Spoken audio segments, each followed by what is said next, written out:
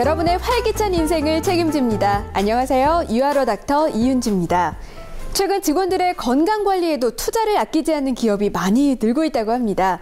직원들의 금연을 권장하거나 비만을 관리해준다고 하는데요. 이렇게 직원의 건강을 고려한 건강 경영을 하면 직원들의 회사에 대한 만족도가 높아지는 건 물론이고 생산성도 향상된다고 합니다. 이런 게 바로 일석이조 아닐까요, 장원 씨? 네, 맞습니다. 안녕하세요. 건강지킴이 장원입니다. 회사 입장에서 보면요, 직원 관리가 곧 경쟁력이죠. 왜냐하면 몸이 건강해야 일할 맛이 나잖아요. 그래서 저도 여기서 힌트를 얻어서 우리 시청자 여러분들의 건강 관리를 해드려야겠어요. 여러분, 금연하세요. 여러분, 술 좀 줄이세요. 여러분, 운동하세요. 라고 하면은 우리 유아로 닥터 시청률도 쑥쑥 오르겠죠? 네, 저는 장원 씨만 믿겠습니다. 오늘도 유아로 닥터 힘차게 시작해 볼 텐데요. 여러분을 위한 건강 주치 두 분 소개해 드릴게요. 청담 산부인과외과 김태희 원장님, 맑은 사람 한의원 허성식 원장님 나오셨습니다. 여성의 자궁 건강을 지켜라. 노폐물이 쌓여 순환이 망가지면 여성의 자궁도 병든다. 자궁의 크기가 비정상적으로 커지는 자궁 성근증. 갑작스런 생리 과다와 심한 생리통이 있다면 혹시 당신도? 여성 몸속의 독소를 제거하라. 각종 질병의 원인이 되는 독소와 노폐물이 내 몸속에 쌓이고 있다는데 생활 속에서 손쉽게 따라할 수 있는 해독요법은 무엇일까? 오늘의 닥터브리핑 주제, 여성 건강을 지키기 위한 자궁 성근증과 해독에 대해 알아본다.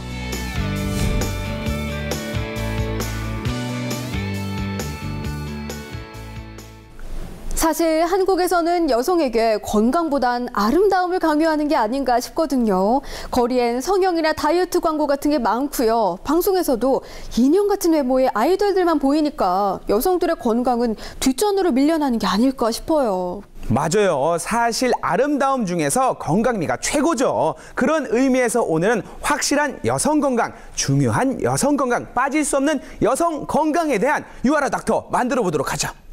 네, 그럼 여성의 제2의 심장이라 불리는 자궁 건강을 지키는 법을 종양외과 전문의 김태희 원장님의 닥터브리핑에서 확인하시죠.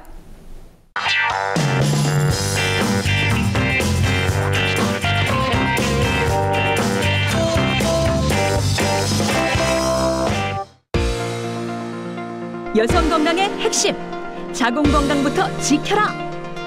종양외과 전문의 김태희 원장. 자궁은 이게 축소된 우주와 같습니다. 달이 차고 기우는 것처럼 월경 주기를 가지면서 생명의 순환을 이어갈 준비를 합니다. 그런데 어떤 경우에는 이제 노폐물이 쌓여서 순환이 망가지듯이 어떤 자궁에 어떤 병이 생기는 경우가 있습니다. 그 중에 자궁 성근증은 환자분을 무척 아프게 하고 많은 경우 어떤 자궁을 적출하게 만드는 병입니다. 이 성근증이라는 것은 비정상적으로 존재하는 이 자궁 내막 조직이기 때문에 자궁이 이게 커지는 병을 말합니다.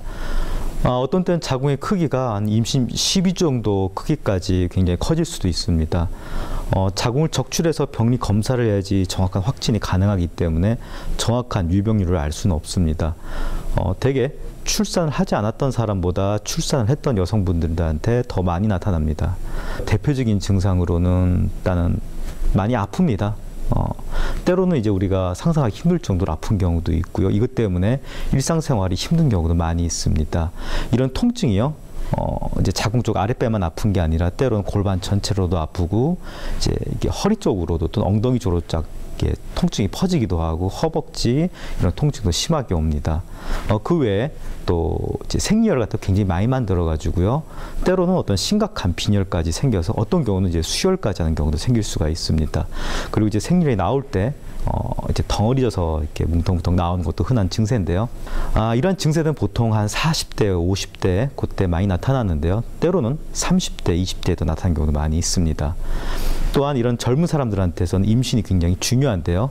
일단 임신을 원하는 여성분들한테 어떤 불임증을 만들기도 합니다. 이걸 진단하는 방법으로는 여러 가지가 있을 수 있는데 우선 간단하게 초음파를 봤을 때 어떤 자궁벽이요 일부분이 좀 두꺼워져 있습니다. 그리고 그쪽에 혈류가 많이 분포되어 있고 이런 경우에 환자분 증세랑 비교해봐서 성근증이다 이렇게 진단을 할 수도 있는데 최근에는 초음파라든지 이런 것보다는 MRI를 많이 봅니다. 자, 이 치료법은 이제 여러 가지가 있을 수가 있는데요. 만약에 이제 폐경기가 가까웠다. 그러면 이제 사실 폐경기가 되면은 이런 증세들이 이제 생리를 안 하기 때문에 없어지기 때문에 좀 이제 진통제라든지 또 호르몬제 치료를 하면서 좀 기다려 볼 수가 있습니다. 근데 아직 폐경이 많이 남아 있고 또 증세가 심한 경우는 자궁 적출을 갖다 이제까지 많이 권했습니다. 그런데 환자분들이 미혼이거나 또는 이제 출산을 계획하고 있는 경우는 또 적출을 할 수가 없고요. 또 이 성근증 자체가 또 불임 원인이 되기도 하기 때문에 자녀 계획이 있던 분들 또는 자녀 계획이 없더라도 자궁 적출이 어떤 장기의 손상을 가까우기 때문에 그런 걸 갖다가 감당할 수 없는 많은 환자분들이 어떤 수술 없이 좀 힘들게 버텨왔었습니다. 이런 이제까지 기존 치료법들 말고 어떤 새로운 치료법들을 제가 좀 소개시켜 드리려고 하는데요. 자궁 동맥 색전술로 이제 혈관을 통해 가지고 치료할 수 있는 방법도 있고요. 일단 가임기 여성들도 이제 임신에 대한 걱정 없이 안전하게 시술을 갖다가 받을 수가 있고요. 이 시술 후에 어떤 자연 분만도 가능하기 때문에 또 이런 기술이 때로는 기적 같은 것들을 만들기도 합니다.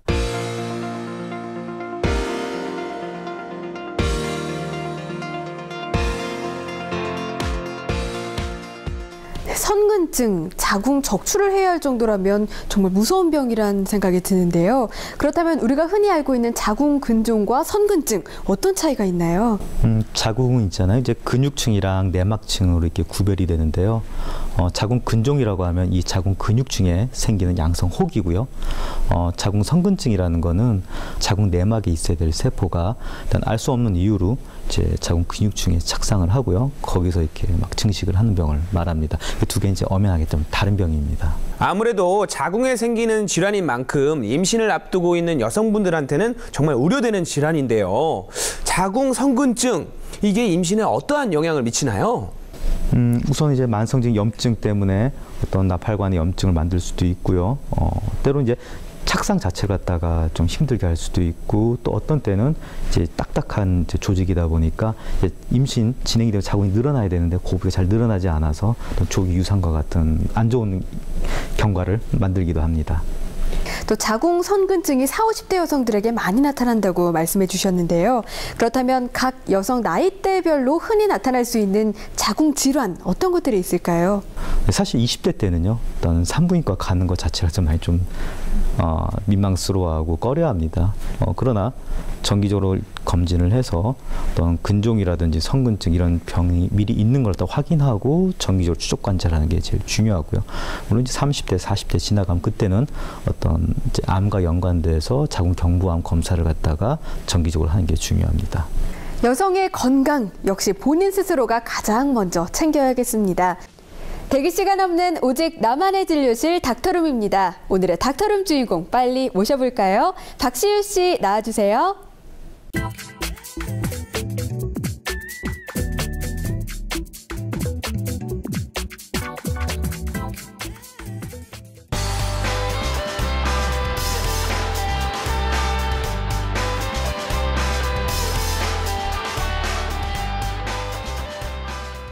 네, 우리 요즘 뭔가 준비하고 있는 일이 있다고 들었어요. 전 바리스타 공부하고 있고요. 한식조리 기능사 또 공부하고 있습니다.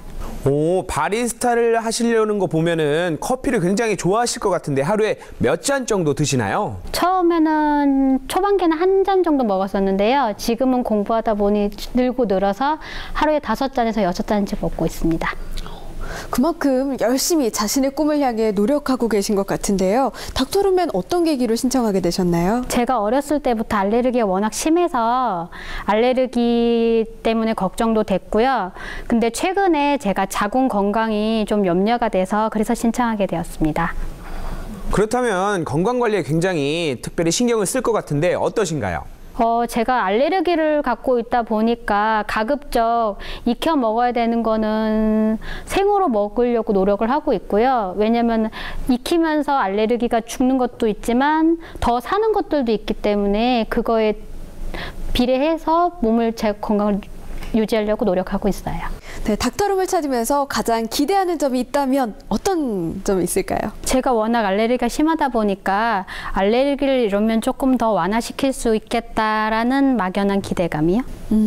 꼭 그 기대감이 현실이 되었으면 하는 바람입니다. 그럼 본격적으로 의뢰인과 이야기 나눠보기 전에 박시우 씨는 어떤 하루를 보내고 있는지 그 일상 카메라에 담아왔습니다. 함께 만나보시죠.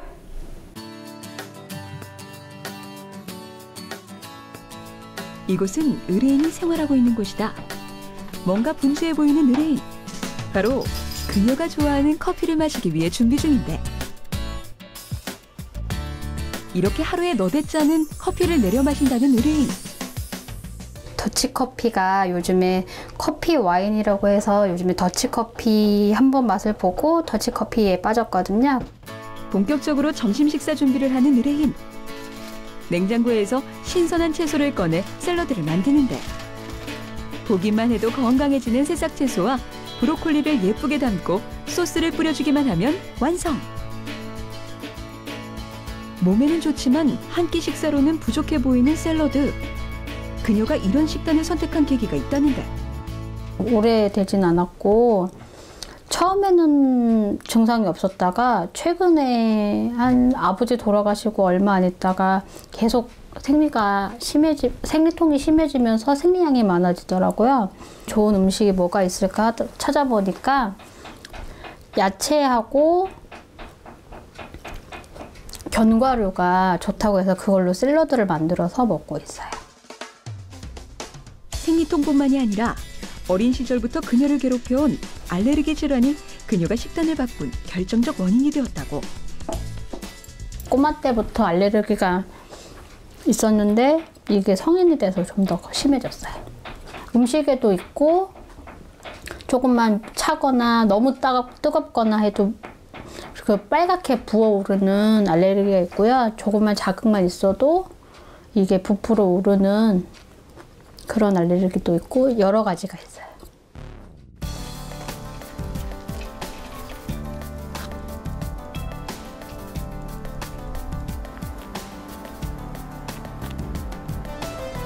추운 날씨에도 불구하고 집 근처로 운동을 나온 의뢰인.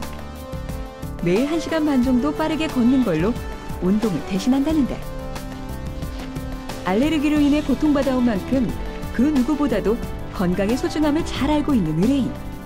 힘들어도 아픈 것보단 나으니까 알레르기를 예방하려면 약이 없기 때문에 이렇게 걷기라도 해서 예방하려고 노력하고 있어요.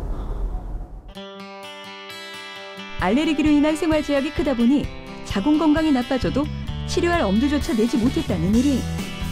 그녀가 건강해지는 방법은 무엇일지 잠시 후 스튜디오에서 공개합니다. 네, 알레르기가 심하다고 하셨는데요. 그럼 구체적으로 몇 가지 정도의 알레르기를 갖고 계신 건가요? 음식 같은 경우에는 웬만한 건 다 가지고 있다고 보시면 되고요. 약물도 음식만큼 많이 갖고 있고, 저는 첨가물이 가장 심한데요. 첨가물 알레르기 중에 설파이트랑 타트라진, 그리고 L-글루타민산 나트륨이라는 그거에 대한 알레르기가 가장 심해요. 음식에 대해서도 말씀을 해주셨는데 어떤 음식에 대해서 알레르기를 갖고 계신가요? 키위 같은 경우에는 먹고 15분 이내에 그 자리에서 쓰러지고요. 할라피뇨 이런 거 같은 것도 한 15분 정도 되면 쓰러지는 그런 아나필락시스라고 하더라고요. 그런 증상이 있고요. 그냥 가장 보편적으로는 고등어를 먹으면 두드러기가 나는 정도인데 두드러기가 전신에 나고 가끔 이게 두드러기가 목 안으로 퍼지면 혈관 부종이라는 증상도 가지고 있어요. 생각보다 먹지 못할 음식도 많고 증상도 심하다는 생각이 드는데요. 네. 평소에 생활할 때 어떤 점이 가장 불편하세요? 아무래도 제가 지금은 30대지만 20대 때는 다른 아이들들 다 먹는 평소 친구들이 먹는 피자나 이제 햄버거 이런 거 같은 거를 저 같은 경우에는 이제 저장하는 피클이나 이런 게 있기 때문에 들어가게 되면 제가 그 자리에서 쓰러지다 보니까 다른 친구들이랑 어울려 놀 수 없다는 점, 그런 것 때문에 가장 상처를 많이 받았죠.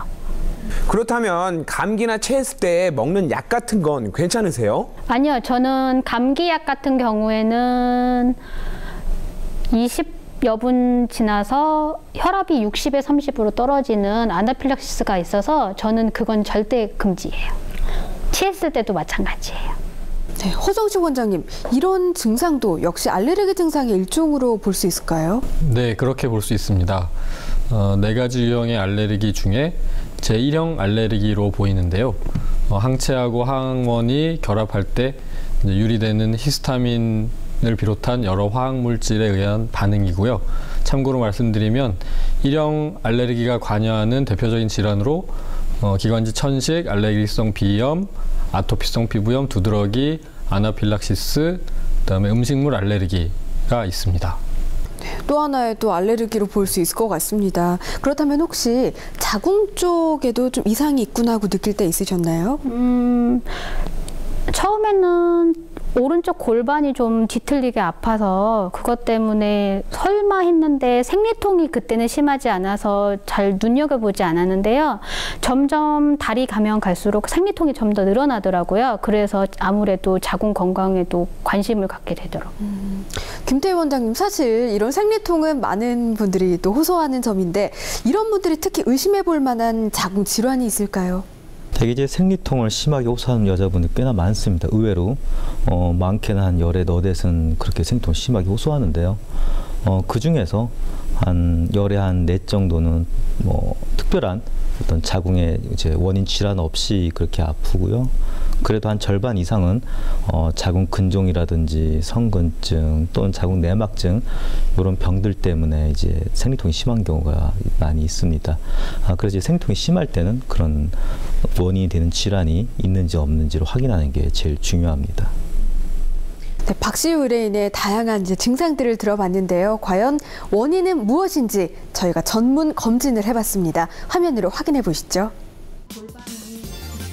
의뢰인의 자궁 건강을 알아보기 위한 산부인과 상담을 실시. 혈액을 채취해 난소의 호르몬 분비를 검사하고 자궁과 난소의 모양, 크기를 확인하는 초음파 검사를 실시했다. 이를 통해 배란과 자궁 내막, 자궁 근종 등이 있는지를 확인한 뒤 한의원으로 자리를 옮겨 알레르기에 대한 상담을 실시. 의뢰인의 기본적인 건강 상태와 체질을 알아보기 위한 진찰을 먼저 실시한 뒤 체성분 검사를 통해 신체 부위별 수분량과 근육량이 충분한지를 검사했다. 심박수를 측정하고 맥박이 뛰는 데에 따른 혈압의 변화를 검사한 뒤 체열 검사를 통해 몸의 각 부위가 적절한 체온을 유지하고 있는지를 알아보았다. 홍채 검진을 통해 스트레스 지수 및 몸 전반적인 상태를 검사했다. 과연 의뢰인의 건강 상태는 어떤지 잠시 후 스튜디오에서 공개합니다.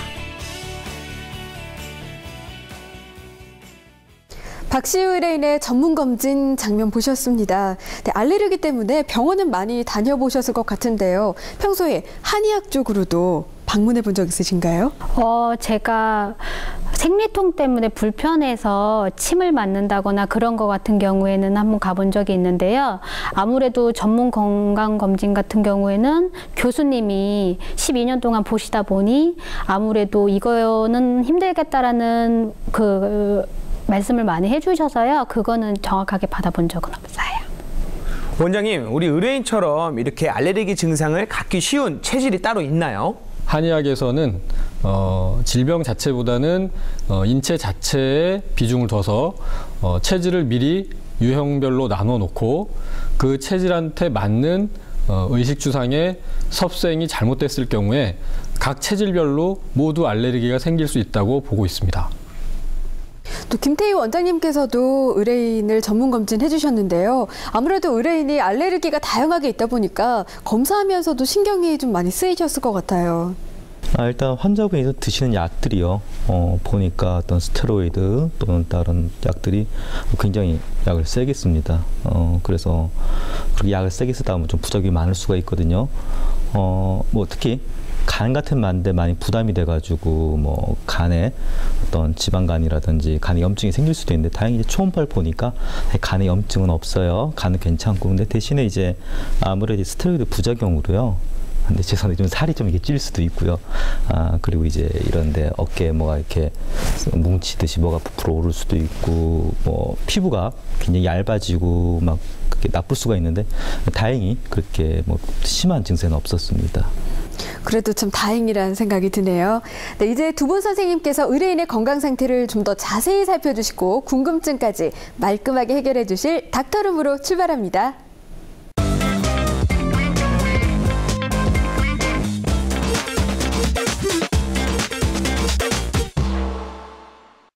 운동이 생리통을 줄이는 데 도움이 된다고 하는데 사실인가요? 이제 운동이요. 어떤 생리통뿐만 아니라 어떤 전반적인 어떤 통증을 줄이는 효과가 있습니다. 이제 운동을 통해서 혈액순환이 좋아지고 또 어떤 엔도르핀 같은 게 분비되면서 이제 통증을 많이 경감시키는데 일단 이제 솔직히 말씀드리면 어떤 생리통이 굉장히 심할 때 그럴 때는 운동만 가지고 좀 부족할 때가 많습니다. 생리통이 식습관과도 관련이 있나요?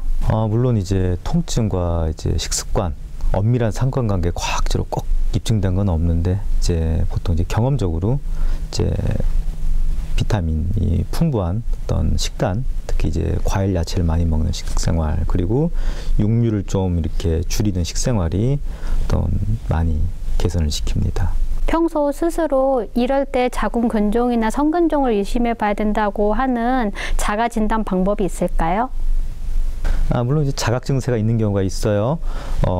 갑자기 생량이 많아진다든지 생리통이 점점 심해진다든지 그럴 때는 어떤 자가 근종이 있다든지 성근증이 있다든지 또 내막증이 있다든지 어떤 그런 자궁 질환 의심을 할 수가 있습니다. 그때 빨리 병원을 오셔서 정확하게 진단을 받는 게 중요하고요. 근데 꽤나 상당수는 특히 이제 자궁 근종 같은 경우는 크기가 매우 커졌을 때까지도 뭐 한 10cm, 20cm가 될 때까지도 자각 증세가 없는 경우가 있습니다. 그래서 한 가임기가 됐을 때는 꼭 1년에 한 번씩 꼭 초음파를 해보는 게 제일 좋습니다. 30대 때 꼭 받아야 되는 산부인과 검진이 있을까요? 우선 이제 여러 가지 제일 많이 흔하게 걸리는 걸 생각해 봤을 때는 초음파를 갖다가 정기적으로 보는 게 제일 중요합니다. 왜냐하면 여자분들 중에 가임기 여성들 중에 한 30%에서 40%는 자궁 근종이 발견이 되거든요. 일단 조기에 발견해서 얘가 많이 커지는지 변화가 있는지를 이제 정기로 보는 게 중요하고요. 초음파를 볼 때 더불어 좀 같이 본다면 갑상선도 같이 보는 게 좋습니다. 왜냐하면 갑상선 결절도요 여자분들이 한 30대에서 50대 사이 많이 생기거든요. 그래서 보는 김에 같이 보는 게 중요하고요. 또 어떤 자궁 경부암 검사도 그때 같이 시작하는 게 훨씬 유리합니다. 종양외과 전문의 김태희 원장의 처방은 운동은 생리통을 줄여주는 데 도움이 되므로 꾸준히 할 것. 비타민이 풍부한 음식을 먹고 육류 섭취는 줄이는 것이 좋다. 가임기의 여성은 매년 자궁과 갑상선 초음파를 받을 것. 박시우 의뢰인의 건강 신호등을 밝혀주세요.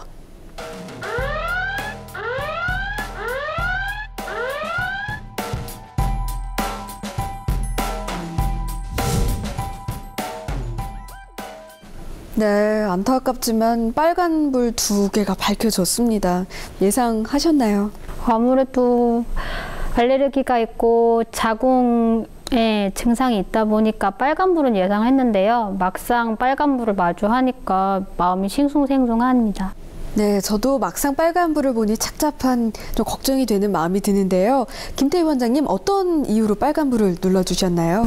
일단 의료인이 이제 30대 초반 굉장히 젊은 나이고 어떤 직장 생활이라든지 어떤 공부하는데 굉장히 이제 많은 정력을 쏟을 나이인데 어떤 생리통이 심해서 그런 것들이 많이 방해를 받거든요. 그리고 실제 성근증이라는 병이 이렇게 진단이 됐는데 이 병은 나이가 아직 젊기 때문에 아직 폐경기 될 때까지 계속 진행될 수 있는 병이고요. 일단 다행히 이게 진단을 빨리 했기 때문에 지금 적절한 치료가 필요합니다. 행복을 위해 돈을 벌지만 돈을 벌기 위해 건강을 망쳐 더 많은 비용을 지불한다면 참 아이러니한 일이겠죠. 평소 건강 관리를 잘하면서 노후를 대비하는 게 진정한 행복을 위한 길이 아닐까 싶네요. 저희 유아러 닥터와 함께 말이죠. 저는 다음 시간에 찾아뵙겠습니다. 고맙습니다.